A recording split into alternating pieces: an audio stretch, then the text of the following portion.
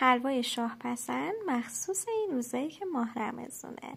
اینجا من بی حال و بی حوصله دیدم آقا 1 ساعت دیگه تا افطار بیشتر نمونده. گفتم چیکار کنم چیکار نکنم، پاشم یه فرنی درست کنم.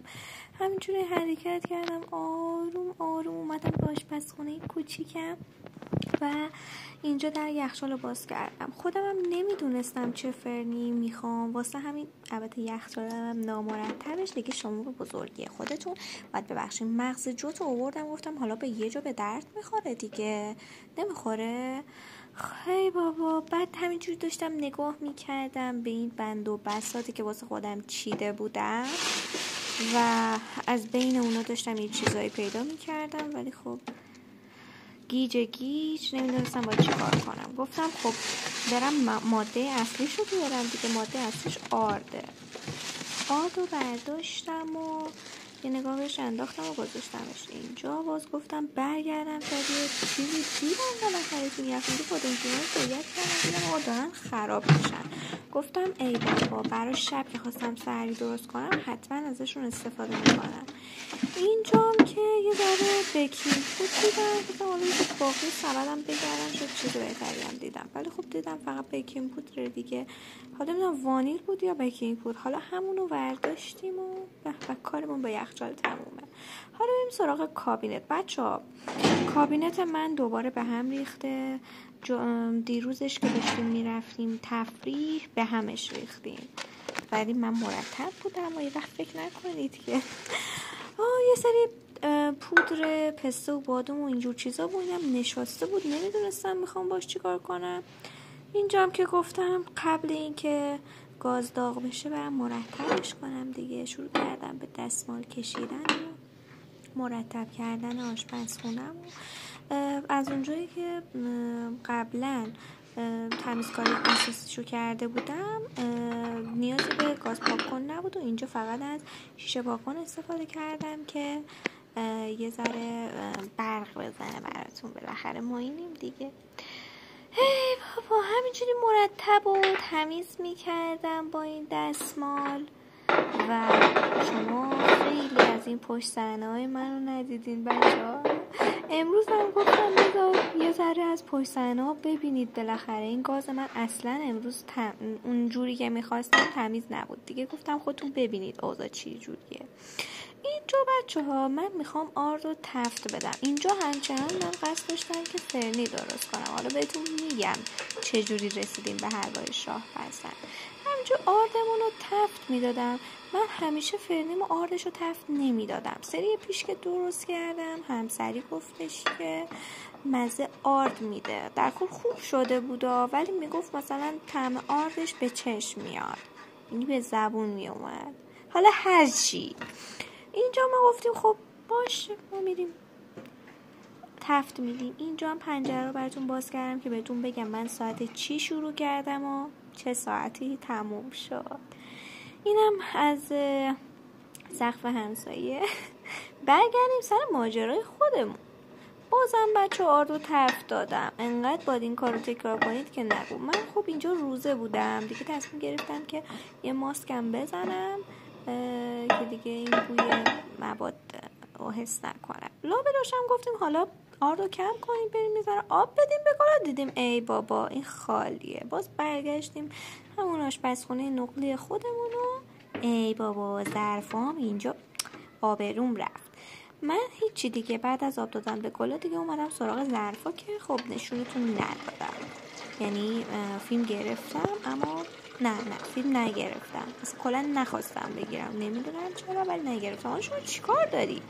ما میخوایم بریم به گلامون آب بدیم، یه ذره حس خوب بگیریم، کورتیزول از خودمون دور کنیم. بله اینجا هم آروم آروم انر راه میفتیم به سمت این گیاه ملکمون. خیلی بچه‌ها من یا دوستش دارم، فکر میکنم زیبایی خونمون به همینه. بهش یکم آب دادم، برگشتم به باقی گلام خیلی کوچولو آب دادم. بچه گلای منو ببینید، حس خوبی ازشون گرفتین؟ اگه حس خوبی ازشون میگیرین حتما برام کامنت کنید. راستی سابسکرایب یادتون نره، کانال منو به دیگران معرفی کنین. من خیلی از این آموزش‌های من درآوردی انجام میدم و آموزشش هم برای شماها میذارم. خیلی دوستتون دارم. امیدوارم که آموزشام هم دوست داشته باشه. این حلوای شاه پسندم یکی از اون حلواهای من درآوردی خودمه که موادش رو کاملا سلیقه‌ای با هم دیگه ترکیب کردم و یه ماده جدید ازش ساختم. پس حتما همراه هم باش تا ببینید چی میشه. اینجا دیگه آردمون کم کم داشتش که بوی اون خامیش از بین میرفت و رنگش تغییر میکرد. اینجا بهش من یه خورده دارچین زدم. دارچین بچه ها خیلی خوبه، من عاشقشم. همینطور که میبینید دیگه داره تموما میشه دارچینم و دیگه باید برم سراغ خرید کردن. بچه ها یه کوچولو دارچینم هم تفت میدم تا با آردم قاطی قاطی بشه، به خورد همدیگه بده و اینجوری بشه. وقتی که به این ترکیب رسید بهش یه ذره زنجبیل اضافه کنم. بچه دفعه پیش که زنجبیل زده بودم یه ذره تلخ شده بود، به خاطر همین خیلی کم زدم. اینجا میریم سراغ ادویه چرگیا که بهش دوای گرمم میگم. بچه خیلی خوبه خصوصا واسه خانوما. الانم که ماه رمضونه سعی کنید موقع افطار چیزایی گرم بخورید تا بدنتون سالم تر بمونه. بچه یه ذره همینو تفت بدید، بهش پودر بادوم هندی اضافه کنید. بچه نیاز زیاد اضافه کنید، همین که من اضافه میکنم. بعد من اینجا دیگه بهش پودر پسته اضافه کردم. بچه میدونم گرونه، به پودر بادوم اضافه کردم. اینم پودر گردو. بچه خیلی گرونه، خودم رفته بودم خرید. آخری هم پودر سنجده، اما برای سلامتی خوبه دیگه. من یه ذره برداشتم، شاید همش بچه رو هم رفته یه مشتم نمیشد که من برداشتم، خیلی کمتر از اون و پودر کردم. بچه ها اینجا بریم. اینجا دیگه تصمیم من معلوم نبود که میخوام چی کار کنم. هنوز معلوم نبود میخوام چی کار کنم، ولی دیگه داشت به سمت حلوا پیش میرفت اینجور که معلوم بود. یعنی از حالت فرنی دیگه ما بیرون اومدیم. اینجا من یه خورده زعفرون ریختم و اینجوری افتادم به جونش، میبینید دیگه. بعد بچه‌ها برش داشتم یه ذره آب جوش اضافه کردم تا رنگش یه ذره باز بشه دیگه. بچه‌ها داشتیم به سمت همون حلوای خودمون پیش میرفتیم. بچه‌ها سری بعد همین ترکیب رو میخوام براتون به صورت فرنی بیرون بیارم. پس حتما کانالم رو سابسکرایب کن که بهت بگم چجوری با مواد مشابه میخوام برات فرنی درست کنم. بچه‌ها زعفرونمونم میریزیم تا شربتمون آماده بشه. این شربت عالیه. حالا دیگه جا داره که شیرینش کنیم. بله شکر بچه ها اضافه میکنیم. اگه دوست داشتین که شیرین تر بشه بهش بیشتر شکر بزنید، اما من میگم که همین مقدار کافیه و برای سلامتیمون هم ضرری نداره.